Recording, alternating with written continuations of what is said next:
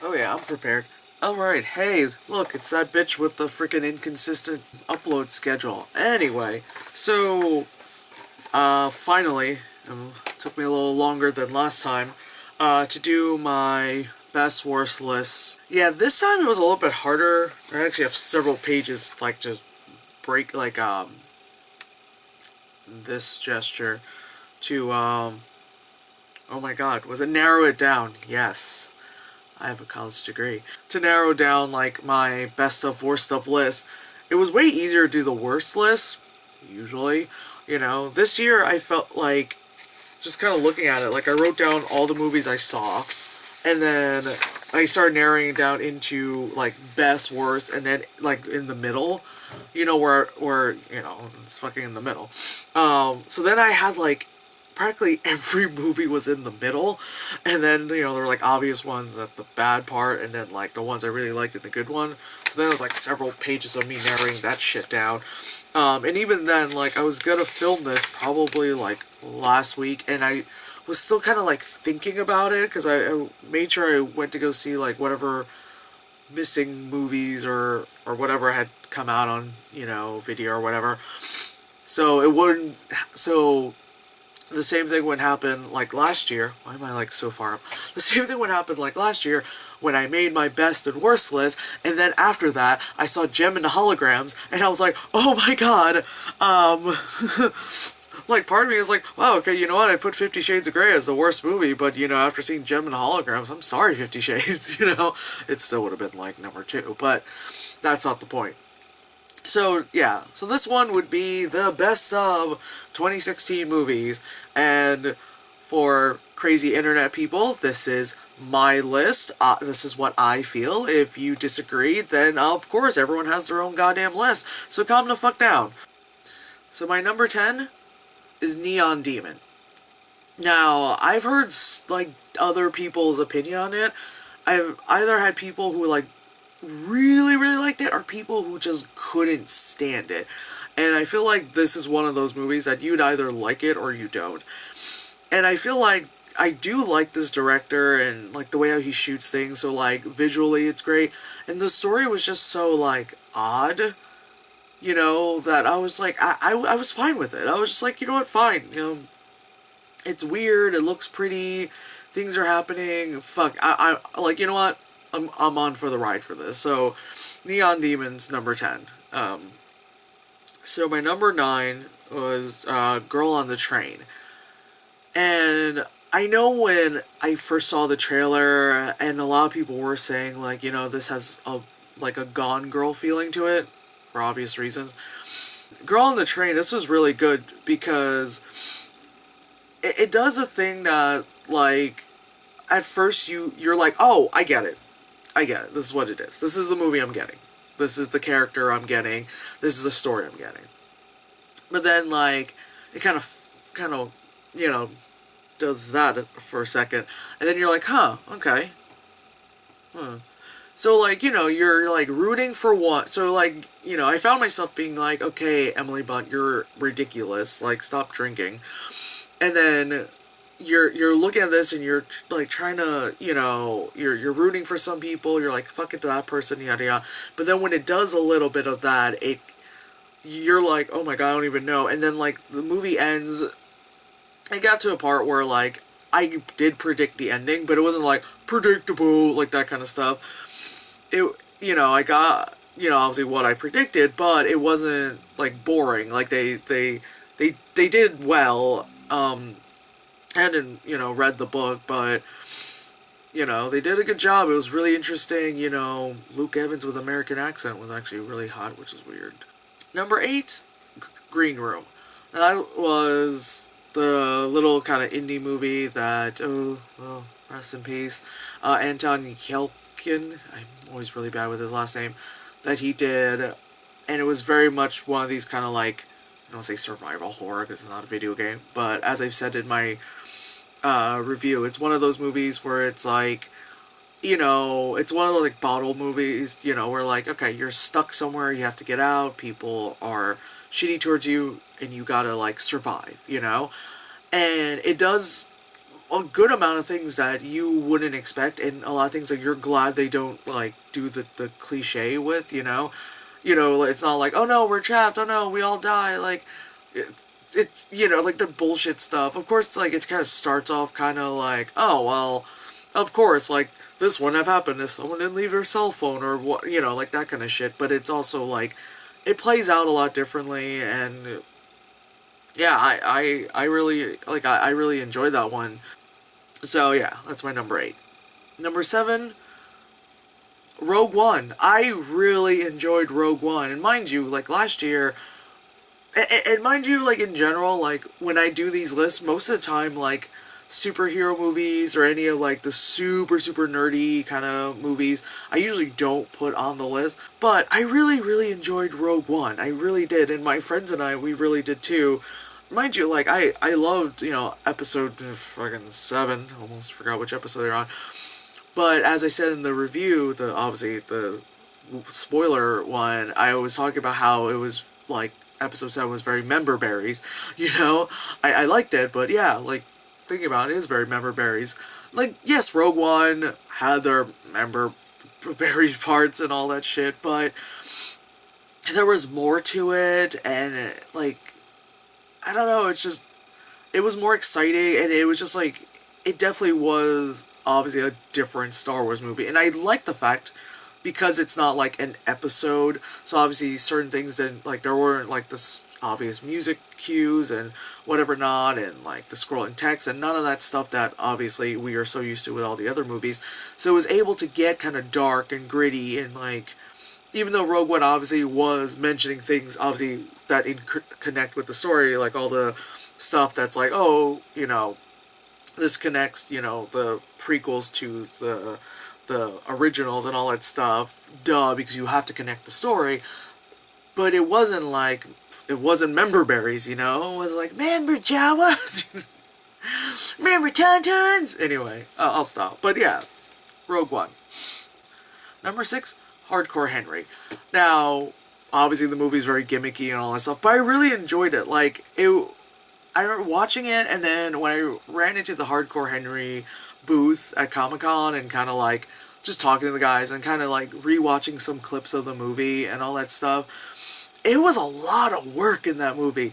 Also, that movie, as I probably said in my review, that, it made me really want to go out and buy a GoPro. But that aside, for like the best commercial for a GoPro ever, it was pretty well done. Like obviously the concept of it was really well done.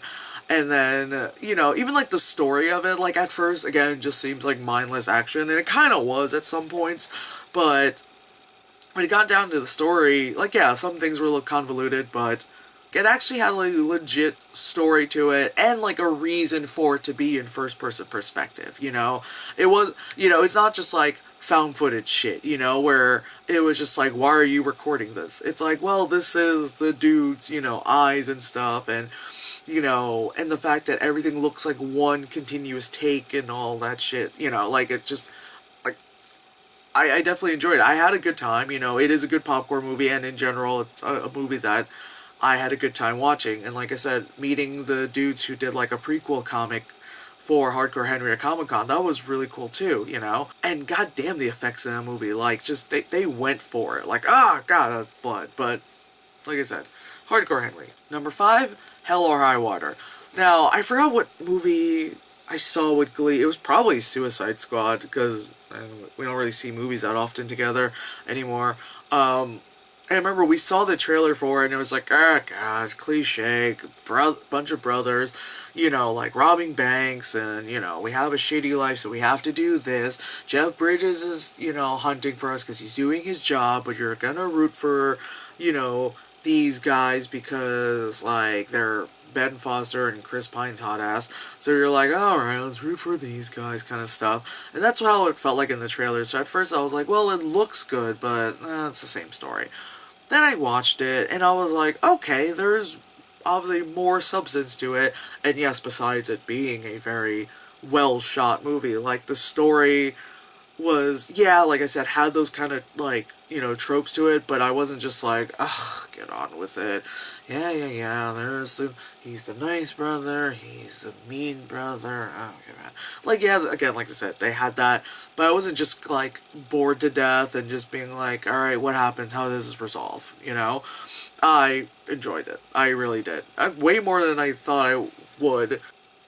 Number 4, Nocturnal Animals.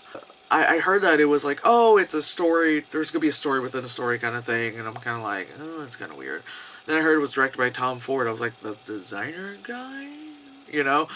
So like, alright, fuck it. I like Amy Adams, and I was like, okay, Jake Gyllenhaal's in it. Fuck it. Let me check this out. And I really enjoyed it, and the fact that because it's about a woman, Amy Adams' character, who's like having this kind of like iffy marriage to what's his name,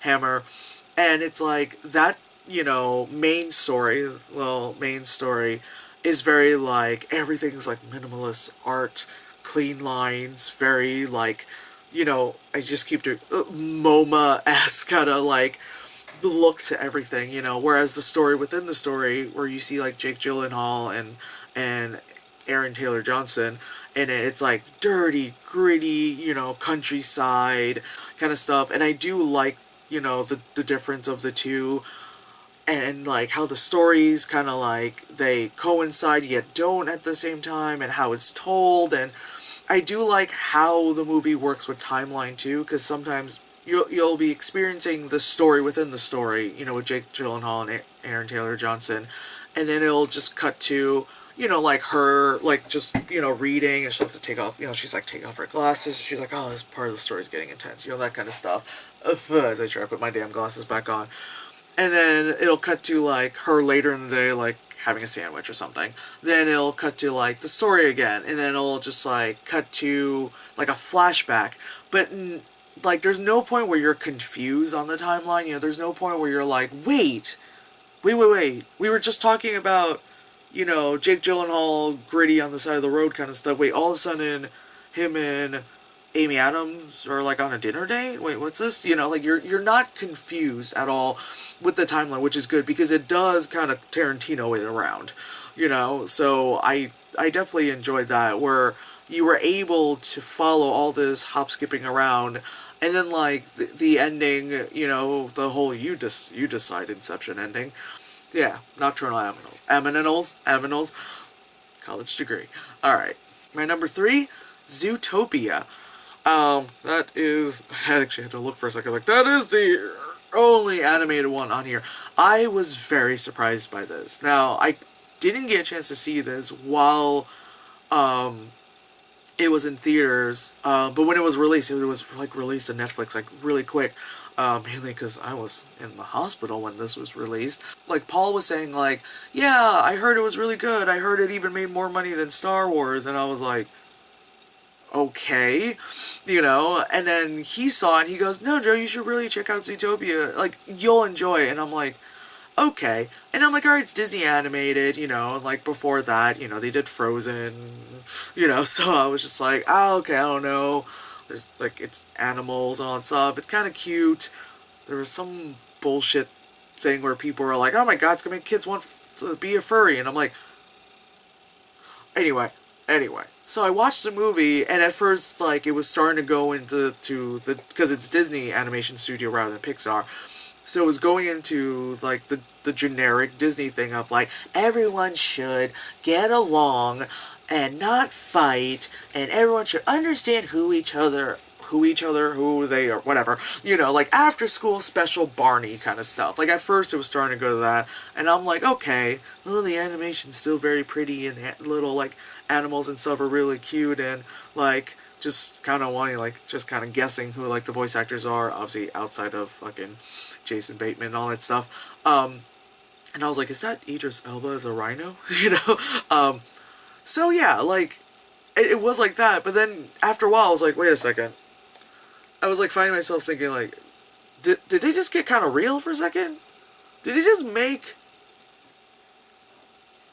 like, I was like, did they make like a race statement there? Because they're talking about different animals?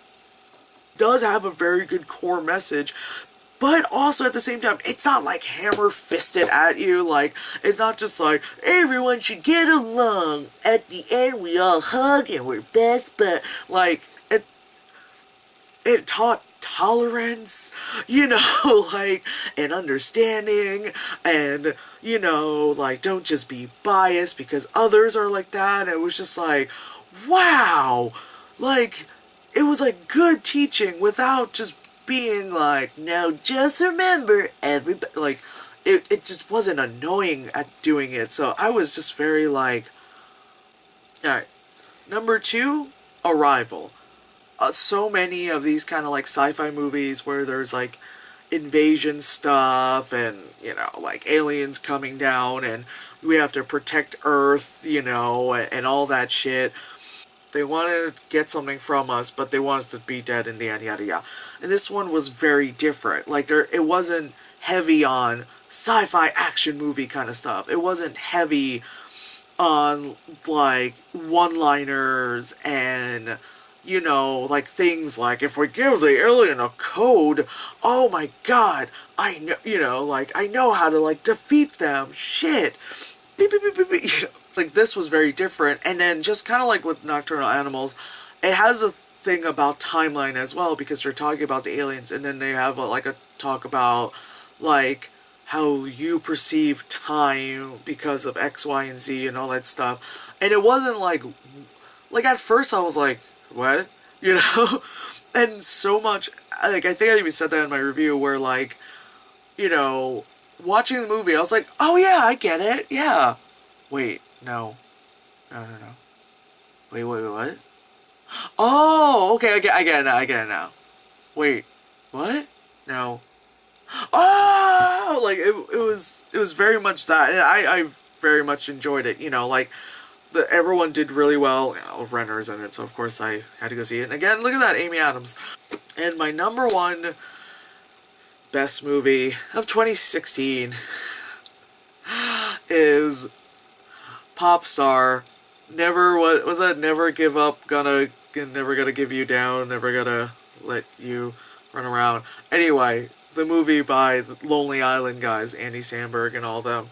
I really enjoy this movie, and the fact that, like, of all these, like, serious fuck-off movies on my list, like, everything is serious. Like, this Zootopia one was a little bit silly, but everything else was, like, super fuck-off serious. And for my favorite movie to be a comedy is, I have to say, kind of amazing, because, there's few and far between good comedy movies nowadays, and for one to, like, literally be my number one, it's like, hey, it's not, like Hot Fuzz, I really like Popstar because, it was like this huge satire on the music movie concert thing, where it's like they're having a concert, then they do like the stupid interviews, and like they nail down like how some of these pop stars, like how just dumb they are, and then like their, what do you call that? Like just how their thinking process, because they're, when people are told they're like great all the time, they think literally anything out of their mouth comes out as gold. So it just gets so ridiculous. And then like the great cameos that happen in it, like I'm so glad I saw it without knowing any, like, not seeing anything else, but literally only just seeing like the fucking like poster and knowing that it's obviously like, just making fun of like that shit. And the songs, because the Lonely Island guys, they're like a talented group of guys. The music is really good, the lyrics are dumb, but fuck it, like, if you like Metalocalypse, like, it's great metal, but the fucking, lyrics are like, coffee, coffee, coffee, coffee, like, like stupid shit like that. But yeah, I really enjoyed it, and like, after I had watched it, I was like telling everyone, like, oh my god, you have to see this, it's so dumb, but it's great. And then like the soundtrack, of course, because all the songs are in it are great. But it's also great because in the soundtrack, the songs are longer too. So like, in the movie they only show a clip of it, which I'm glad they actually did full songs of it, so you can hear more of said dumb song. God, I really want to mention like some of the stuff, but I don't want to spoil it because it's really, really funny. Like, literally, don't want to say anything because it'll just spoil it, because it's hard to talk about comedy because it's like, it kind of spoils it because that's the whole point. Is like, you know, being surprised with the punchline and oh my god. But yeah, I really enjoyed Popstar. Like it more than I really thought I would. I thought it was just gonna be like, oh, like I thought it was just gonna be something like Hot Rod, and mind you, I fucking love Hot Rod. It's one of those movies that you put on and you just enjoy. But it was just like this. This one I really, really enjoyed. It's kind of dumb, but I really enjoyed it. And then you get a great soundtrack out of it, so fuck it. But yeah, so that's my top 10 of 2016. Next one would be about the movies I felt were the worst of 2016. Yeah, which was the easiest list to compile. I'm gonna probably just die off now. Why is my thumb in front of the camera?